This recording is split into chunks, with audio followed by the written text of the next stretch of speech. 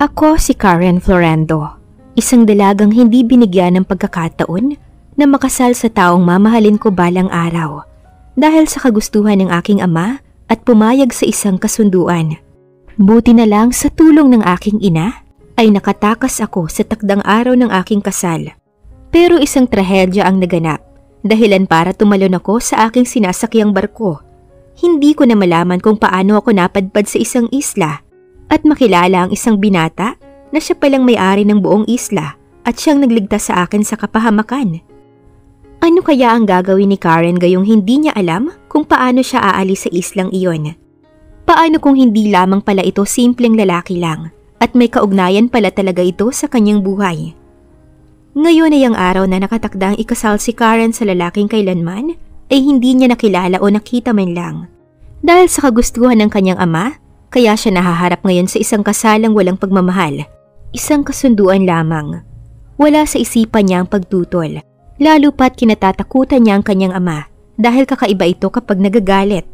Kahit na anak siya nito ay wala itong pakialam kung masaktan man siya. Ang gusto lamang nito ang dapat na nasusunod.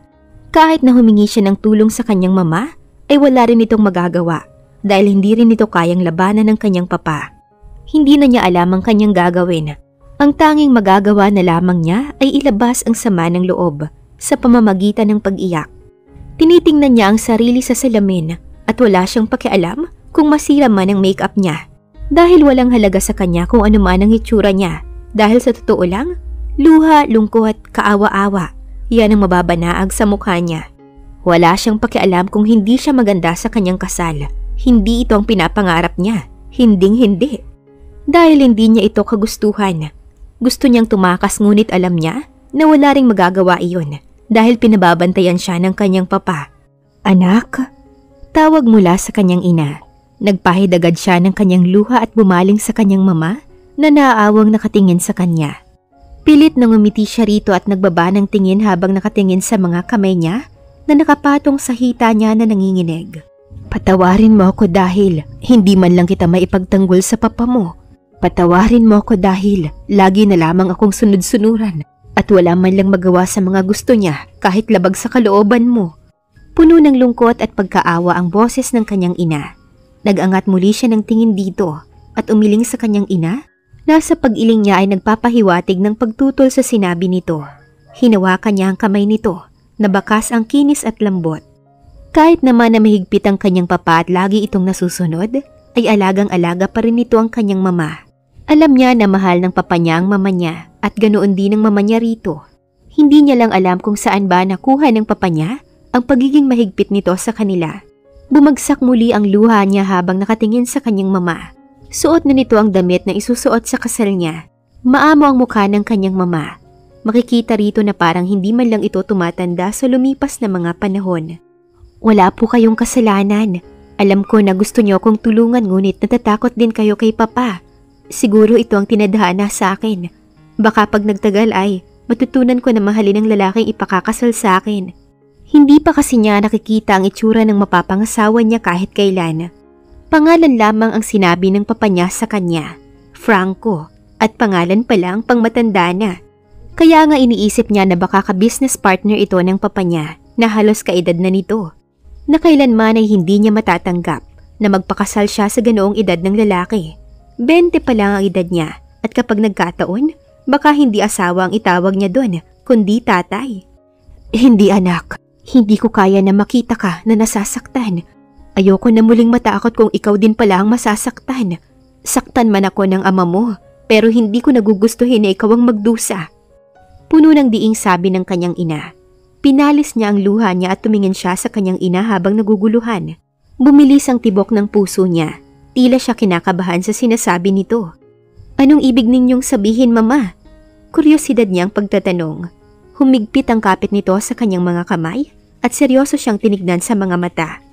Tatakas ka! Lalayo ka rito, anak. Yun lamang ang naisip kong paraan upang hindi matuloy na makasal ka sa lalaking pinagkasundo sa'yo, anak. Puno ng katapangan at desididong tonong sabi nito.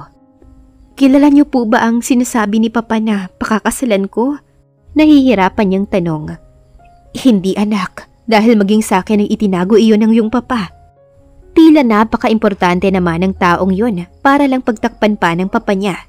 Gayong makikita niya rin naman ang mukha nito kung sila ay kakasal. Pero mukhang hindi na rin dahil sa sinabi ng mama niya. Mama, hindi ako makakatakas. Bantay ako ng mga tauhan ni papa, kaya imposible na makalayo ako rito. Walang pag-asa niyang sabi dito. Halos maririnig na sa boses niya ang kaba. Tila siya mauubusan ng boses at walang makapangsalita. Akong bahala. Sasama ka sa manang Jolly mo. Ihahatid ka niya sa barko. Ako na ang gagawa ng alibay sa papa mo. Nandoon pa rin ang tapang sa tono ng kanyang ina, kaya nagkakaroon siya ng lakas ng loob. Bakit sa barko? Saan ba ninyo ko naisip ipadala? Sa isla ni Manang. Tumawag na kami ni Manang sa kapatid niya doon bago namin ito sabihin sa'yo. Saang isla yun, Mama? Sa Bantayan Island, Iha. Tiyak na hindi malalaman ng iyong papa na doon ka nagpunta. Bantayan Island, hindi bago sa kanyang pandinig, ngunit hindi pa siya nakakapunta roon. Siguro ay maganda doon sa personal, ani ng isip niya. Hindi niya mapigilan na mapangiti at yumakap sa kanyang ina. Humahagulhol siya at hinigpitan ang pagkakayakap niya sa kanyang ina. Hindi niya alam pero napakaswerte pa rin niya at meron siyang ina na napakabuti. Ina na mapagmahal. Bumitaw siya ng yakap rito at ngumiti sa kanyang ina. Maraming salamat, Mama. Lubos-lubos ang pagpapasalamat niya at nariyan ang ina niya. Ngumiti ito at inalog ang kamay niya, tila ba pinapagaang ang kalooban nilang dalawa. Walang ina na walang kayang gawin para sa kanyang anak. Tandaan mo yan. Ayoko na bilang ina mo ay wala akong mabuting nagawa. Gusto ko na sumaya ka at iibig sa lalaking mamahalin ka at ihaharap sa altar na may ngiti sa muka. Basta Iha, mag-iingat ka at pag sumikapan mong maging maayos upang hindi ako mag-alala, ipangako mo. Isa na siguro sa magaling magpayo ang kanyang ina. Walang oras na hindi siya pinapayuhan sa kanyang mga gagawin pa lang. Kaya lubos ang respeto at paggalang niya rito na nararapat lang ibigay sa isang magulang. Lumuluha na tumango siya at ngumiti ng malaki rito para ipakita na nauunawaan niyang sinasabi nito. Pangako, Mama. Hindi ko po sasayangin ang pagkakataon na binibigay ninyo. Ngumiti sila sa isa't isa habang tinulungan siyang tumayo upang magpalit ng damit at ihanda ang mga gamit na kanyang dadalhin. Hinawi ni Karen ang kanyang buhok na tumatama sa kanyang mukha dahil sa lakas ng hangin. Humarap siya kay Manang Jolly na naghatid sa kanya sa tarangkahan ng barko. Manang Jolly, napakabuti ninyo talaga. Masaya ako at palagi ho kayong nariyan upang tulungan ako kapag ako'y nangangailangan. Malaki ang nagawa ng tulong niyo sa akin na makatakas kay Papa at sa kasal, kaya maraming salamat. Sabi niya habang pinakatitigan ng matanda. Ngumiti ito sa kanya, kung kaya't napansin niya ang wrinkle sa gilid ng mga mata nito. Nasa mahigit 50 na si Manang. Sa kanila ito na lalaki pero minsan ay umuwi rin sa probinsya nito. Tinuturing niya rin na ina si Manang Jolly dahil sa loob ng 20 years ay ito ang nag-aalaga sa kanya kapag umaalis ang kanyang ina. Kaya malapit din ang loob niya rito. Walang anuman, Iha. Gusto ko rin itong gawin dahil ako man ay nahihirapan kapag nakikita kita na umiiyak. Dahil hindi ko rin gusto ang sapilitang pagpapakasal sa iyo ng iyong ama. Alam mo naman na ayaw ko na nalulungkot at umiiyak ka. Para na rin kitang anak, Karen. Maramdaming sabi nito na nagpangiti sa kanya. Binitawan niya ang maleta na dala niya na puro damit ang laman. Iniwan niya ang kanyang cellphone. Dahil baka iyon pa ang maging dahilan para mahanap siya ng kanyang papa. Yumakap ito sa kanya ng mahigpit at ninamnam naman niya ang malambot nitong katawan. Mamimiss niya si Manang. Naramdaman naman niya ang pagtapik nito sa likod niya, tila nagpapahiwatig na mag-iingat siya. Sige na, Iha, sumakay ka na at baka malaman pa ng ama mo na tumakas ka at maabutan ka pa rito. Pagpapaunlak nitong umalis na siya. Bumitiw siya sa yakap rito at hinawakan na ang maleta niya. Paalam po, Manang. Promise ko kapag kaya ko ng labanan si Papa ay babalik ako. Buong pangako niyang sabi. Hihintayin ko yan, Karen. Ngumiti ito at umiyak habang hinihintay ang pag-alis niya. Kumaway siya at lumakad na papasok sa barko. Sinuot niya sa ulo ang scarf na nakapulupot sa liig niya. Kailangan niya ito upang makasiguro na wala pa ring makakakita sa kanya. Marami siyang nakakasalubong at kasabay niyang pumapasok sa loob. Namamangha siya dahil talaga nga namang kayang-kayang dalhin ng barko ang napakaraming pasahero. Nung una siyang makakita ng barko, ay yung time na dinala siya ng mama niya sa isang baybayin, kung saan nakikita ang paglubog, paglitaw ng araw, at ang paglipad ng mga ibon sa himpapawid, at ang mga barko na dumaraan na akala mo'y maliit kapag nasa malayo ito. Pinikit niya ang kanyang mga mata at dinama ang lamig ng hangin na tumatama sa kanyang muka. Nakatayo siya sa tabi ng riles habang pinakikinggan ng umaalong dagat na tila sumasayaw at sumasabay sa pag-andar ng barko. Nakaalis na ang barkong sinasakyan niya, kaya talaga naman at tila siya nabunutan ng tinik sa dibdib na wala na ang mabigat na dinadala niya. Dahil malayo na siya sa papa niya at hindi na siya nito mapipigilan pa. Ngumiti siya at dinipa ang mga braso. Pakiramdam niya ay isa siyang ibon na nakalaya mula sa kulungan. Nawala siya sa iniisip nang makarinig ng pagtunog ng isang bagay na nagmumula sa isang kamera. Napadilat at naibaba niya ang mga braso niya.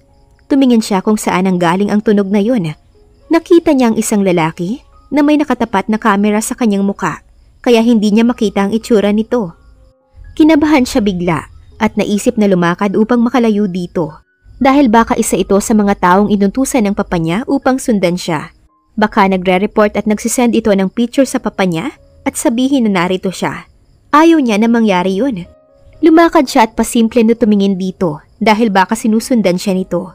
Nakahinga siya ng maluwag nang makita na wala na ito. Mukhang paranoid lang talaga siya. Sasabog na ang barko! Sasabog na ang barko! Ah! Diyos ko! Tulong! Nagkagulo ang mga tao. Kaya marami siyang nakakasalubong at nakakabangga na nagtatakbuhan. Hindi niya alam kung anong nangyayari. Nagtatalunan na ang mga tao na may suot na life vest sa dagat. Habang siya ay hindi alam ang gagawin dahil hindi niya maintindihan ang nangyayari. Lakad-takbo ang ginagawa niya. Tumitingin at nahihilo siya kung saan ba siya dapat magpunta. Kinakabahan siya at nagsisimula ng mamuo ang mga luha sa kanyang mga mata. Natatakot siya, lalo't wala siyang kakilala rito upang mahingian ng tulong. Miss, tumalon ka na! Nanginginig na humawak siya sa riles at inangat ang mga paa niya upang makaapak doon. Tumingin siya sa dagat na mataas na ang alon. Tila ito sumasayaw at sumasabay sa barko na sinasakyan niya. Natatakot siya dahil hindi niya kayang tumalon. Hindi siya marunong lumangoy at baka maging dahilan pa para malunod siya at mamatay. Naramdaman niya na may yumakap sa kanya at sinabay siya sa pagtalon nito. Napasigaw siya sa takot. At naramdaman niya na bumagsak na sila sa tubig hanggang sa unti-unting lumulubog ang katawan niya. Hindi siya makahinga dahil hindi niya alam kung paano ba ang dapat na gawin. Pinilit niyang umahon ngunit nahihirapan siya. Unti-unti nang nangihina ang katawan niya hanggang sa unti-unti na siyang lumubog kasabay ng pagkawala ng kanyang malay. Unti-unting minulat ni Karen ang kanyang mga mata ngunit pinikit niyang muli dahil tila siya nasisilaw sa liwanag na nanggagaling sa araw. Nang idilat na muli niya ang mga mata at maka-adjust na ang paningin niya, ay bumungad sa kanya ang isang malinis at magandang kwarto. Nilibot niya ang kanyang mga mata at naupo sa kama na kinahihigaan niya. Nasaan ako? Bakit ako narito? Anong nangyari? Sinong nagdala sa akin dito? Tanong niya sa sarili. Ang daming tanong na namumuo sa isipan niya. Inisip niya ang lahat ng nangyari at ang huli niyang natatandaan ay nasa barko siya at tumalon dahil may sunog. Maliban doon ay hindi na niya maalala ang nangyari pagkatapos niyang tumalon.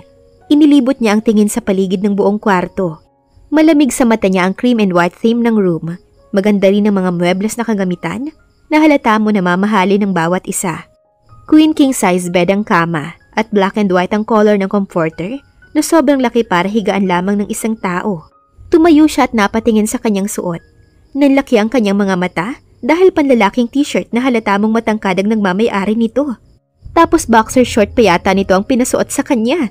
Napatakip siya ng kanyang katawan dahil tila siya kinilabutan nang mahulaan na baka binihisan siya ng isang lalaki. Hinanap niya ang kanyang damit, ngunit wala siyang makita ni bakas ng mga ito. Nagmamadali siya sa paglapit sa pintuan. Binuksan niya ito at nagulat na bumungad sa kanya ang tubig. Lumabas siya at mas lalong napanganga nang mahulaan na nasa isa siyang floating room. Nasa isa siyang resort yata dahil may mga nakikita siyang nipahat. Bumaba siya ng hagdan at naramdaman ng paa at binti niya ang sarap ng malamig na tubig. Nasaan ba talaga ako? Sinong nagdala sa akin dito? Yun ang namumuong katanungan sa isipan niya. May tumitingin sa kanya at tumitingin sa suot niyang damit. Sino ba namang hindi mapapatingin kung suot niya ay panlalaking damit? May nakasulat pa sa damit na Dustin Property. Malay ba niya kung sinong Dusty na yon? O baka Dusty ng pangalan ng resort na to?